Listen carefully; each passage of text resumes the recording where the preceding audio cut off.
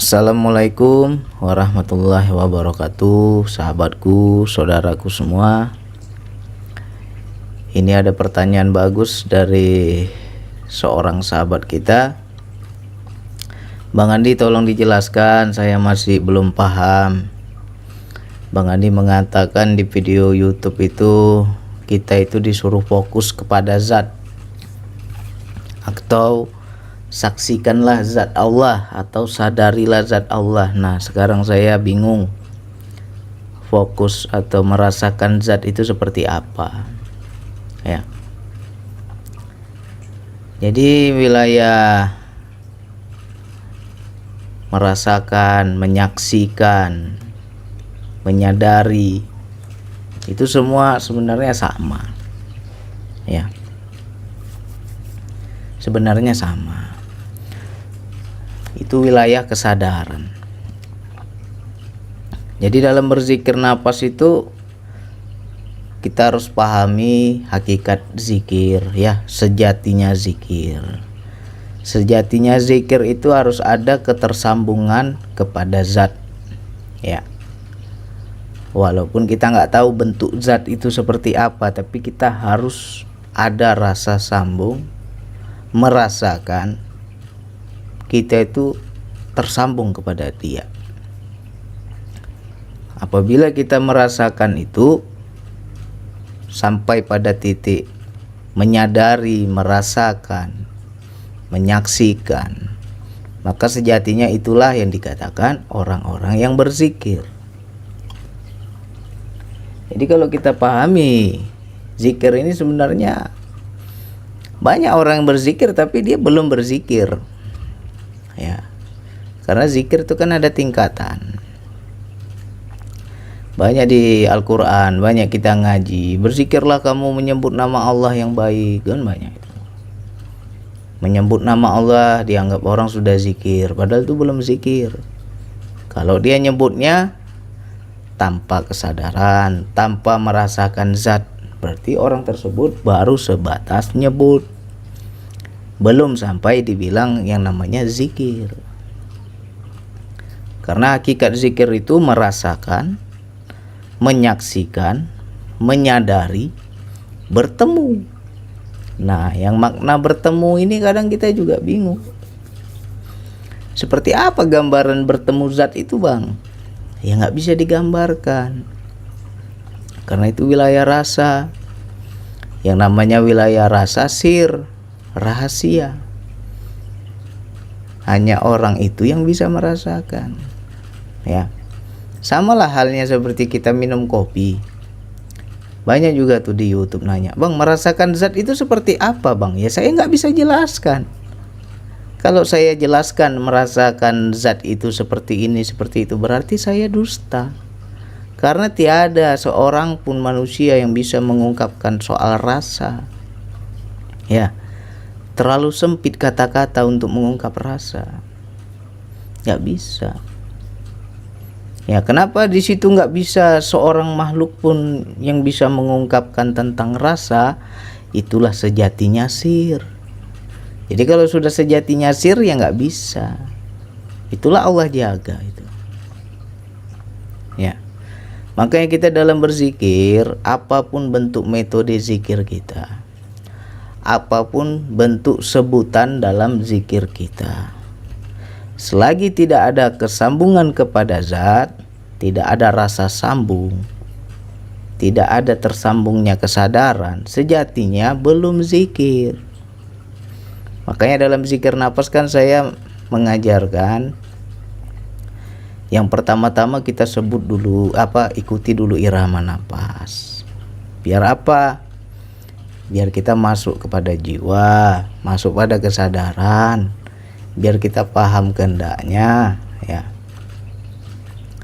Setelah udah bisa mengikuti, pertama kita sadar nafas ya, merasakan nafas, menyaksikan nafas. Itu sama aja tuh bahasanya itu ya.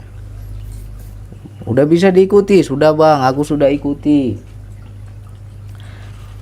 Aku rasakan napasku itu masuk sendiri, keluar sendiri, dan dorongannya sangat jelas kurasakan bang. Nah, berarti orang tersebut sudah merasakan napas, ya. Jadi sudah menyaksikan nafas. Langkah selanjutnya apa? Kita berzikir menyebut nama Allah. Napas masuk hu, napas keluar Allah. Nah, oke, udah bisa tuh. Yang pertama ikuti nafas, yang kedua berzikir seiramanya nafas. Nah, poin yang ketiga, jangan sampai hanya di situ. Harus kita sadari, rasakan kehadiran yang memiliki nama yang kita sebut-sebut itu. Kita menyebut hu itu artinya dia itulah zat. Berarti kita diarahkan kesadaran kita kepada dia. Yang kita sebutkan dia, hu, dia, huwa. Dia yang mana ini? Nah, itu kesadaran kita itu harus arahkan kepada zat. Rasakan kehadiran zat. Nah, habis itu kita sebut lagi Allah ketika nafas keluar. Allah itu kan hanya nama. Kalau kita hanya sampai di situ belum bisa dibilang zikir. Masih sebatas nyebut. Jadi ketika menyebut nama Allah, ya kesadaran kita harus tersambung kepada zat yang memiliki nama Allah tadi. Ya. Makanya ketika orang sudah mencapai tahap yang namanya bertemu, menyaksikan, merasakan kehadiran zat, Allah itu nggak berlaku lagi. Hilang. Namanya orang udah bertemu, ngapain lagi disebut? Dia akan hilang sendiri. Makanya jangan bingung kalau kita zikir nafas bang. Pertama aku sebut Allah bang, hilang hu-nya bang. Yang ada hanya Allah. Aku nyebut Allah aja bang. Lama-lama Allahnya pun hilang. Nah kalau hu dan Allah tadi sudah hilang, gak tersebut lagi, itu sejatinya sudah berhadapan dengan zat. Ya. Karena selagi sesuatu yang ada, dia tak ada. Tapi ketika sesuatu itu tak ada, barulah dia ada. Barulah dia hadir. Karena ketika dia hadir, semua yang ada akan sirna dengan sendirinya. Disitulah rahasianya kenapa Allahnya hilang. Ya. Jadi bagi teman-teman yang sudah sampai ke tahap itu, ya bersyukur, alhamdulillah. Itulah sejatinya zikir. Ya. Habis itu ngapain kita bang di sana ketika kita sudah bertemu? Ketika kita sudah berhadapan, sudah merasakan zat. Nah di situ ada interaksi nanti. Gak ada lagi kita nyebut hu Allah, gak ada lagi. Ada interaksi dua arah. Ya. Nah jadi kalau dibilang seperti apa bang merasakan zat, ya saya gak bisa jelasin. Ya saya hanya menceritakan perumpamaan saja. Dan yang namanya perumpamaan, ya akal kalian juga nggak akan sampai kalau kalian belum ke sana. Jadi kita juga harus tepuk dada, tanya selera. Kalau kita belum sampai ke sana, ya jangan terlalu berharap ingin ke sana. Seperti apa merasakan zat? Ya rasakan sendiri baru paham. Ya. Sama halnya saya buatkan segelas kopi. Ini kopi ini enak loh, nikmat ini kok. Kopi kapal tanker ini ya kan. Mantap ini. Tapi kan saya bilang enak kan karena saya sudah rasa.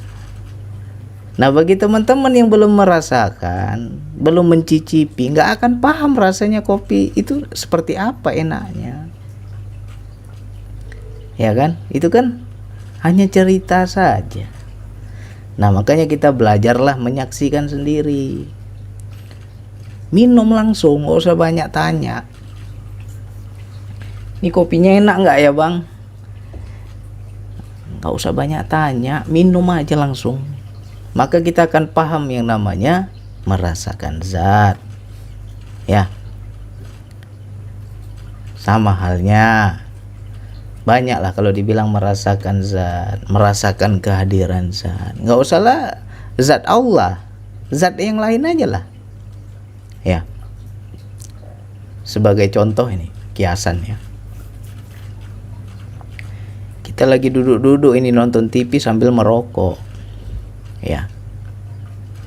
Entah bagaimana karena filmnya terlalu asik, kita nggak konsentrasi menjaga api rokok. Tiba-tiba api rokok itu kena kaki kita sendiri. Begitu api rokok menyentuh kulit, apa yang terjadi? Pasti melompat kita kan. Melompat kita. Padahal di situ kita tidak melihat api, tidak melihat rokok. Di situ hanya rasa. Apa rasanya? Panas. Ketika kita sadari panasnya, maka kita akan paham di situ ada apinya. Ya, itu kan salah satu contoh dalam kehidupan. Nggak perlu kita melihat puntung rokoknya. Nggak perlu kita melihat api rokoknya, ya, bara api rokok itu kita nggak perlu lihat. Cukup begitu kena kulit, kita langsung melompat, kita langsung menarik diri. Karena apa? Rasa itu sampai, panasnya itu sampai ke kulit, dan di situ kita paham ini api ini. Ya. Begitu pula kita merasakan kehadiran zat. Tak perlu melihat wujud, ya, karena sejatinya orang yang mengatakan aku melihat ini melihat itu, Allah berwujud, itu bukan Allah. Cukup merasakan saja kehadirannya, ada rasanya, dan di situ kita paham itu Allah, ya. Nah, banyak terjadi reaksi, ya. Bisa kita merasakan dari apa ya? Dari sentuhan jiwa, kesadaran jiwa kita. Aku yakin bang, itu Allah bang. Itu satu. Bisa juga dalam bentuk sensasi di zohir kita. Makanya kita sampai keringat dingin, sampai bergetar berguncang hebat, ya. Jantung itu memompa keras seperti orang berlari. Gimana dia memompa keras, padahal kita nggak lari tuh, kita hanya duduk aja lagi zikir, tapi jantung itu bergejolak, darah mendidih, ya. Ya, itu juga salah satu contoh-contoh kehadiran zat. Nah, jadi belajar zikir nafas jangan sampai pada tadi aja. Saya sudah rasakan napas bang, ya. Bagaimana napasnya? Sudah ikut, udah jalan sendiri bang. Nah, terus lanjutkan dengan hu Allah. Sudah bang, udah seirama bang. Nah, kalau kita hanya sebatas menyadari napas, menyadari sebutan hu Allah, tapi tak ada kesadaran kepada zat, berarti kita belum sampai yang namanya tahap zikir. Sejatinya baru menyebut. Makanya saya bilang, kalian jangan hanya fokus di nafas, jangan hanya fokus di hu Allah, ya. Hu Allah itu hanya sebagai, kalau mobil ibaratnya starter aja itu, ya. Jadi jangan di situ aja kita terjebak, harus merasakan kehadiran zat. Nah, banyak teman-teman zat yang lain yang dia rasakan, ya. Berzikir nafas, duduk timpuh dia matikan lampu semua, gelap semua kan, duduk dia berzikir 5 menit, 10 menit, 20 menit, udah lain-lain pikirannya kan. Nah, Bang, perasaan kayak ada yang lewat-lewat di sekeliling saya, Bang. Apa jangan-jangan saya diganggu jin, Bang? Berarti engkau sudah merasakan zat, tapi zatnya apa? Jin, bukan Allah. Kita nggak ada melihat, tapi merasakan kehadirannya.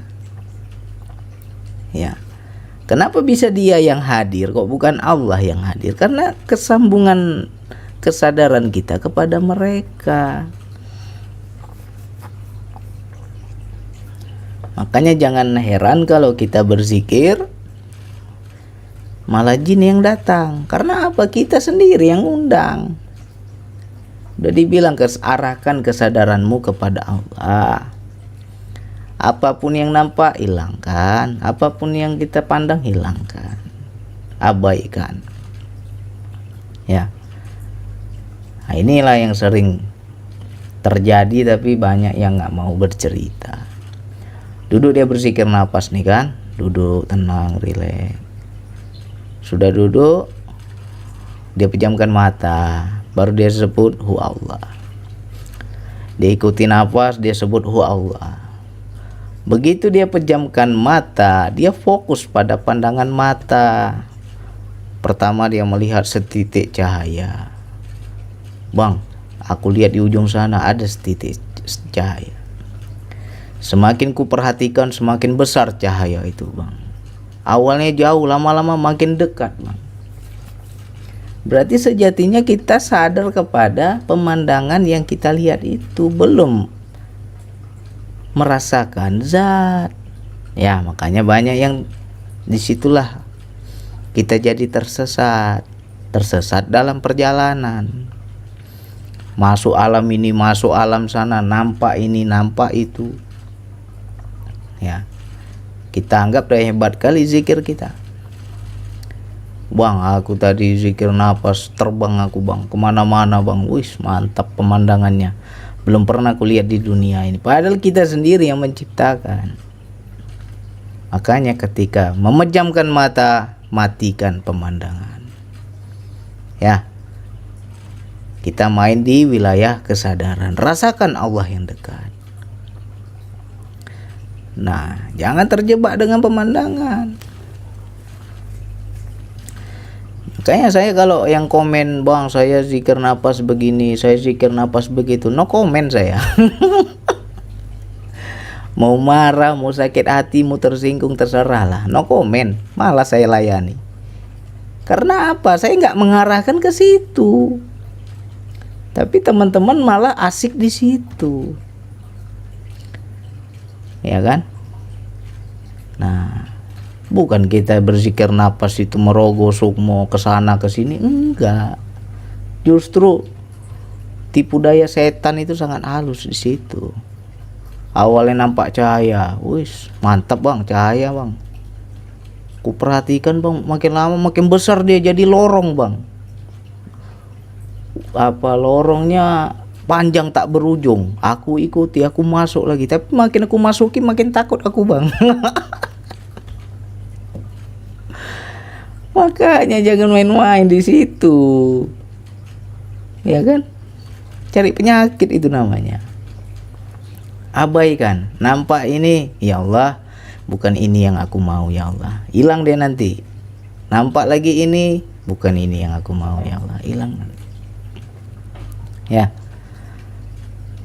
Walaupun kita masuk kepada ruang kosong hampa, itu juga masih bisa diceritakan. Itu belum ketemu kita sama Allah. Masih wilayah pemandangan, makanya matikan pemandangan kita.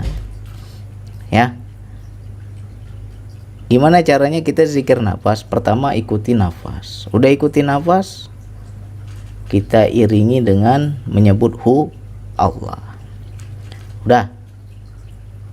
Tiba-tiba ya sudah langsung bertemu sama Allah. Itu kan enak. Jalan tol itu. Gak ada nampak ini, nampak itu. Langsung berinteraksi sama Allah.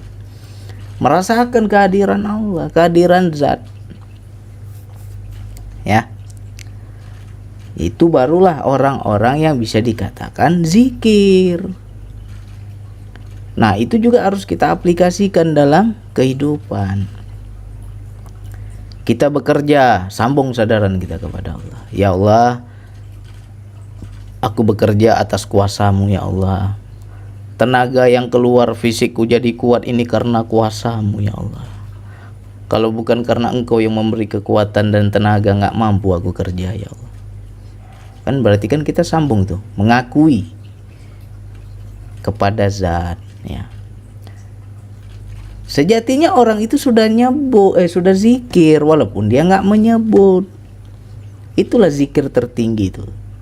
Tanpa huruf, tanpa bahasa, tanpa kata-kata, tanpa suara, tapi dia main di wilayah hati saja.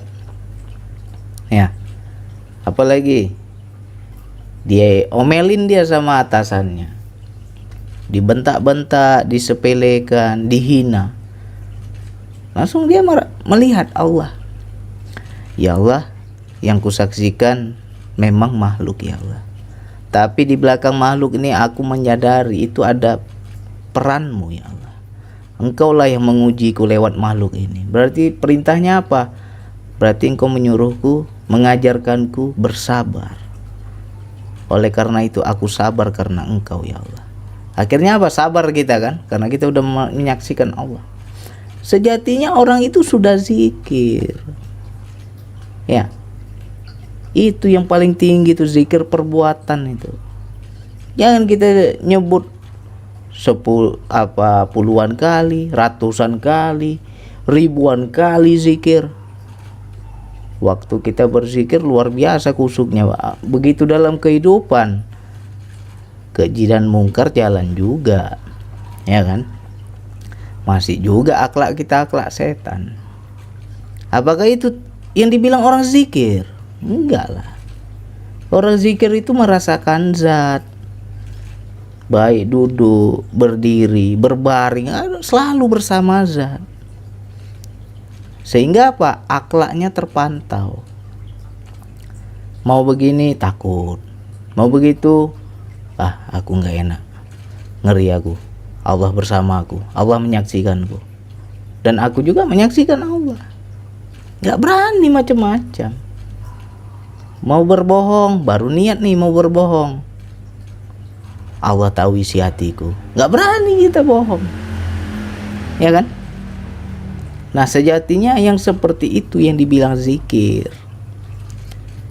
Jadi fungsi DN ini apa Bang? Fungsi DN zikir nafsu Allah ini hanya untuk mengaktifkan kesadaran dalam kehidupan. Nah, itulah puncaknya zikir. Makanya saya senang ketika teman-teman berzikir nafas. Bang, saya nggak seperti yang lain. Saya nggak pernah lihat ini, lihat itu. Saya nggak pernah masuk ke alam-alam gaib seperti yang lain. Tetapi Bang, hidup saya berubah Bang. Saya dulunya malas sholat, sekarang terpanggil untuk sholat. Saya dahulunya sering berantem sama istri, nggak pernah sabar. Sekarang saya sama istri sabar Bang. Itulah orang yang berzikir. Itu yang betul. Makanya saya salut kalau teman-teman ada perubahan.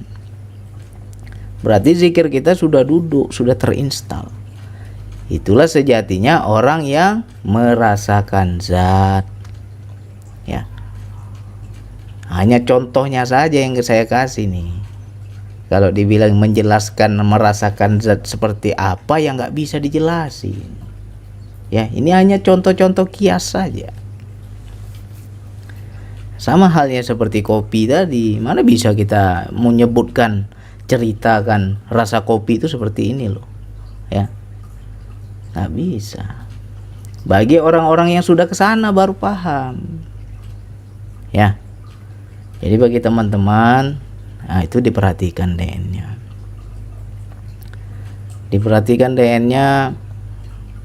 kita betul zikir atau enggak nih.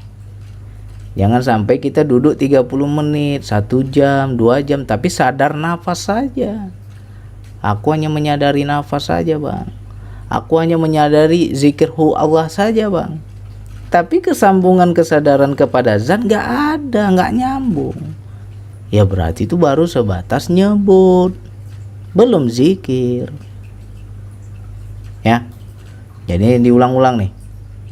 Diulang. Jadi saya bisa melihat mana orang yang masuk ilmu zikir napas sama dia, mana yang enggak. Ya. Saya bisa melihat.